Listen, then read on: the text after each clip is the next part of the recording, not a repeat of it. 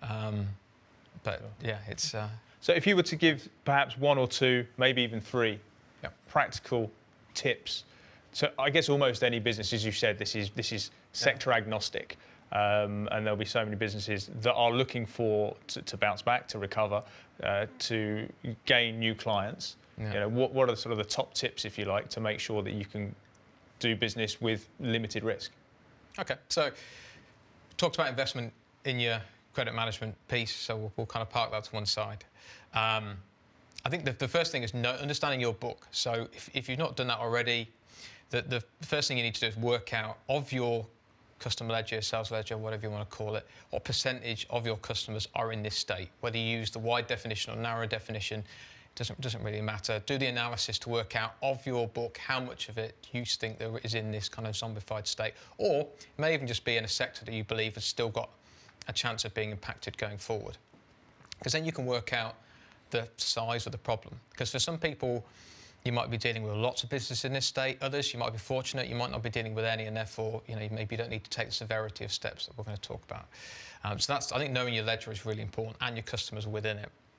And the other two pieces, one, I do think protection is key, and obviously I'm maybe slightly biased in that in terms of saying it, but there are other ways of protecting it. It doesn't have to be credit insurance there, and there are bank guarantees. There's other ways of doing things in terms of protecting your position. It may be being more stricter with your credit limits with customers, but that obviously has a negative knock-on effect. So find some way of protecting yourself, and that's dependent on the risk you're willing to take as a business. And then in terms of the last piece, it's just reviewing it regularly. I know with IFRS changes, there's a lot more focus now on your bad debt reserve at the end of the year. And whilst it's an annual thing, the more regularly you can review your customer base, the better right now, because it's going to be so volatile, there's going to be so many changes, whereas you might have got away with reviewing a customer once every 12 months in the past.